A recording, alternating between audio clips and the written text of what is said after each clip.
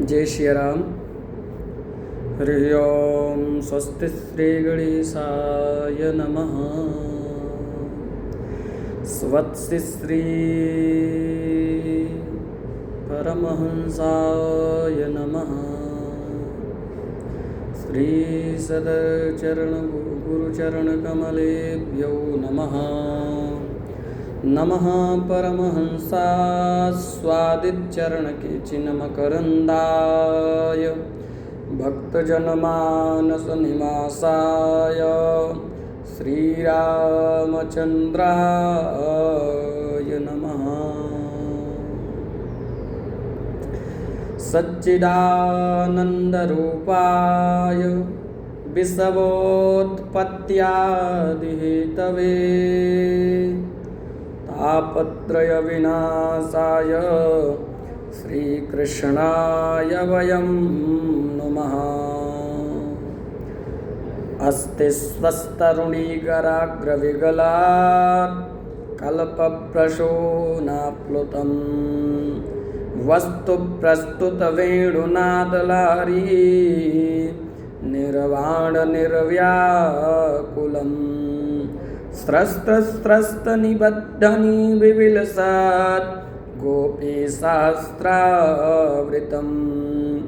हस्तन्यस्तनतापवर्गमखिलो दारं किशोराकृति। जय हो। जय जय सीताराम राम राम सीताराम राम राम। प्रेम से बोलिए श्री सीताराम नाम भगवान की जय हो। आइए श्रीमद् भागवत की महिमा के विषय में हम लोग सुनते हैं क्या कहते हैं। श्रीमद् भागवत की महिमा मैं क्या लिखूं और क्या कहूं। उसके आदि के 3 श्लोकों में जो महिमा कह दी गई है उसके बराबर कौन कह सकता है। उन तीनों श्लोकों को कितनी ही बार पढ़ चुकने पर भी जब उनका स्मरण होता है मन में अद्भुत भाव उदित होते हैं। कोई अनुवाद उन श्लोकों की गंभीरता और मधुरता को पा नहीं सकता।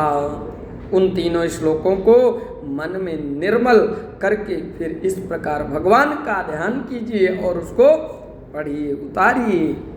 ध्यायतश्चरणाम्भोजां भाव निर्जित चेतसा औत्कण्ठया श्रुकला छस्य हरयद्यासीन में शनैर्हरिः प्रेमातिभर निर्भिन्न पुलकांगोति निर्वृता आनंद संप्लवे लीनो नापश्यम भयं मुने रूपं भगवतो यत्तन् मनः कान्तं सुचार्पहम् अपश्यन् सहोतस्थे वैक्लव्याद्दुर्मना इव।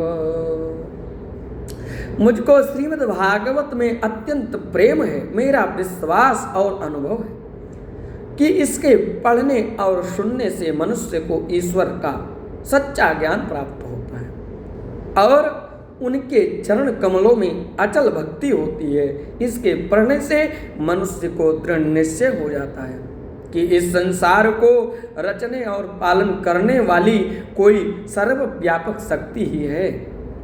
हम क्या इसकी रचना कर सकते हैं, हम क्या इसे कह सकते हैं। एक अनंत त्रिकाल सच चेतन शक्ति दिखात सिरजत पालत हरत जग महिमा बरनि न जात। इसी एक शक्ति को लोग ईश्वर, ब्रह्म, परमात्मा इत्यादि अनेक नामों से पुकारते हैं। भागवत के पहले ही श्लोक में वेद व्यास जी ने ईश्वर के स्वरूप का वर्णन किया है कि जिससे इस संसार की सृष्टि, पालन और संहार होते हैं, जो त्रिकाल में सत्य है अर्थात जो सदा रहा भी है, भी रहेगा, भी और जो अपने प्रकाश के अंधकार से सदा दूर रखता है, उस परम सत्य का हम ध्यान करते हैं। उसी स्थान में श्रीमद् भागवत का स्वरूप भी इस प्रकार से संक्षेप में वर्णित है कि इस भागवत में जो दूसरों की बढ़ती देखकर डाह नहीं करते, ऐसे साधु जनों का सब प्रकार से स्वार्थ से रहित परम धर्म और वह जानने के योग्य ज्ञान वर्णित है, जो वास्तव में सब कल्याण का देने वाला और आदि भौतिक, आदि दैविक और आध्यात्मिक इन तीनों प्रकार के तापों को मिटाने वाला है।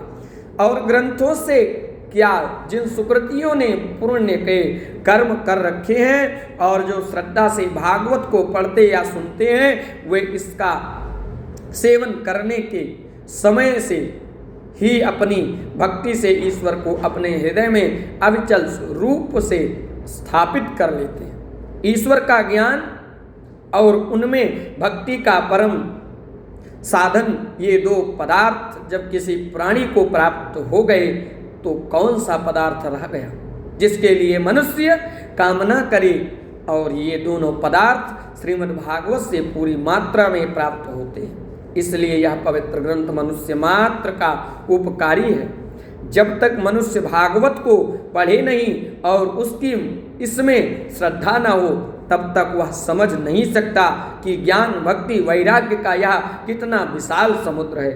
भागवत के पढ़ने से उसको यह विमल ज्ञान हो जाता है कि एक ही परमात्मा प्राणी प्राणी में बैठा हुआ है।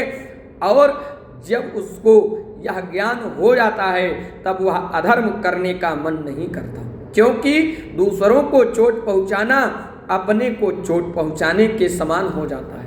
इसका ज्ञान होने से मनुष्य सत्य धर्म पर स्थिर हो जाता है, स्वभाव ही से दया धर्म का पालन करने लगता है और किसी अहिंसक प्राणी के ऊपर वार करने की इच्छा नहीं करता।